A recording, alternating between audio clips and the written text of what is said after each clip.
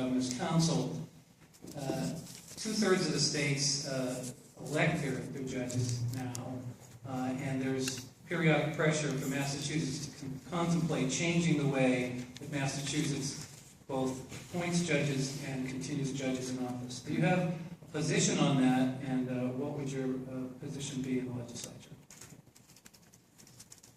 No, this is too broad.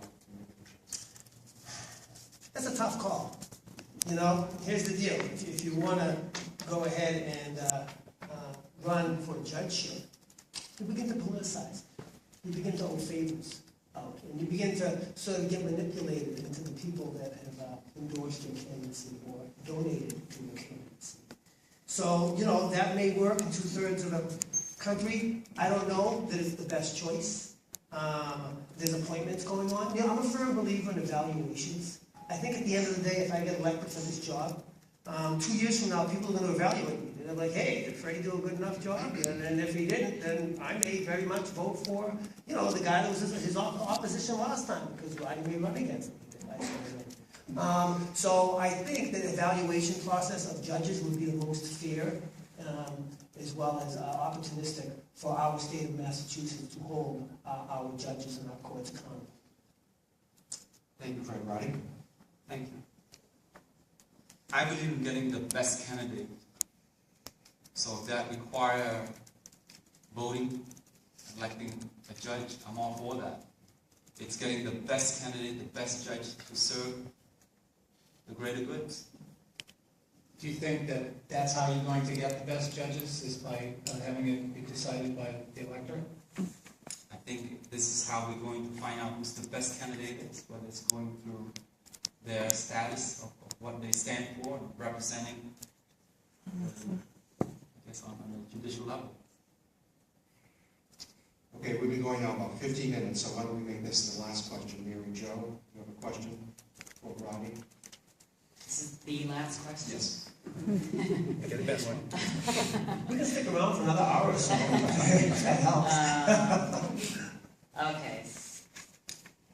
Then how about, since you both talked about your investment in your district in the Highlands area here in Lowell, what is your position on the Westview Road project? Roddy, this is your up. Well, thank you for the question. The best Westview, I have to say, I really have no idea what Westview is. Where is The that? proposed, that's been going back and forth with the proposed housing out behind the golf course. Oh, yes, yes, I'm sorry, just the street, I know exactly where that is. That is actually right behind Mount Pleasant. Right. I know exactly where that is. Okay. I think this is all about economic development. But again, we got private golf course. If the golf course itself and the member are ready to give up the land, and if it is the ability to open up for businesses and creating more housing, I'm all for it. But it has to be looked on both sides. What are they willing to do? Decision has to be made. What does both party wants? But do you think it's a good plan to put homes at the end of Westview Road as Developer Daily had proposed about a year ago? I think it is. We need it. We need the housing. Right. I don't know. I think at the end of the day, I'm not sure if I like the question too much. Because I believe the land I believe the land has been sold.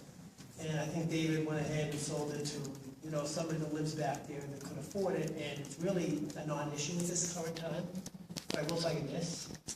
I was walking down Westview Road yesterday, and I was thinking about that, because I was in the Lowell side of college. But anyway, I was walking down that street, and I'm like, yeah, the street is pretty narrow. The street is pretty narrow. But then, if I remember correctly, the proposal was, there was, Mr. Daly was saying that he wanted to widen the street, and he was going to go ahead and pay to widen the street. But still, I just don't know that this conversation really needs to take place, so I'm just gonna have to pass on this particular question. If you wanna ask another one, I'm up for it. Okay, Fred, do you want to take the first closing statement? Okay, well, I think Roddy won, so I guess that might be.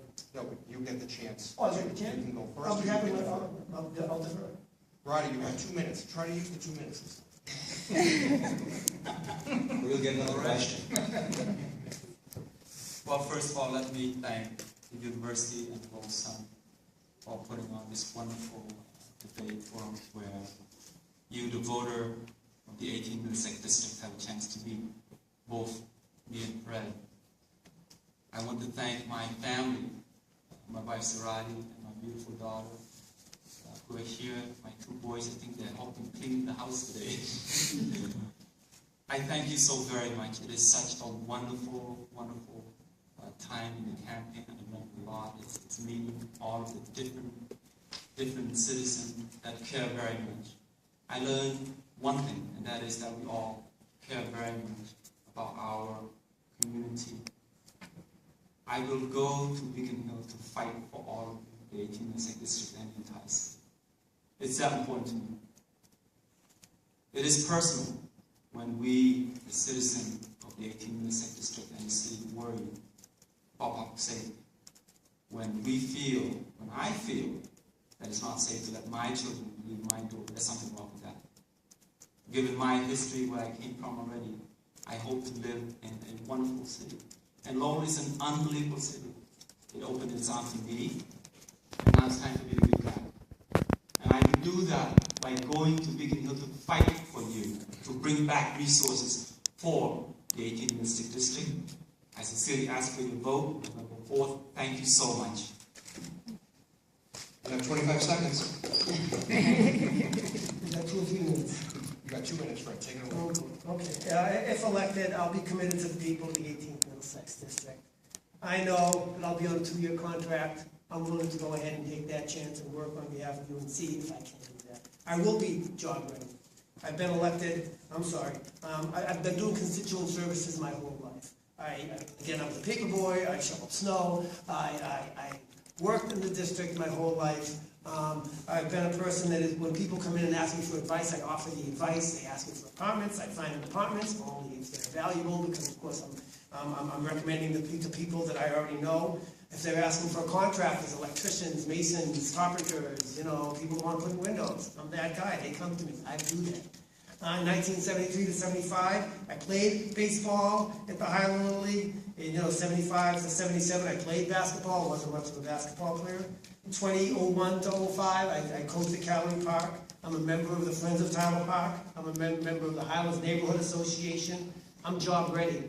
When I went to the Greater Lowell Tech, there was 450 people on our waiting list. Currently, there's 115 people on our waiting list, and we've increased our student body by 200 pupils in that period of time. Our lawyers' fees were over $150,000 annually for the past few years. They've been reduced to $50,000. I successfully negotiated, I was on a negotiation team this year to develop a teacher's contract that saved us $350,000 annually, and in the 4th year will save us $700,000. Our last contract took 22 months. 4 things I will focus on: public safety, which is of course car breaks, home breaks, community policing, drug addiction. We've hit on that. I think you know my feelings on that. I focus on, completing the funding for the Hamilton Canal District. I think that get that new courthouse in there would be huge because of the current courthouse that we're in. And lastly, we all know how I feel about a road bridge. I've resided in the 18th Middlesex District my whole life. I understand its needs. I will constantly work on constituent services, as did my predecessor Kevin Murphy, as well as Steve Pantatakis before him. And I will always be regularly available. Please vote for the power.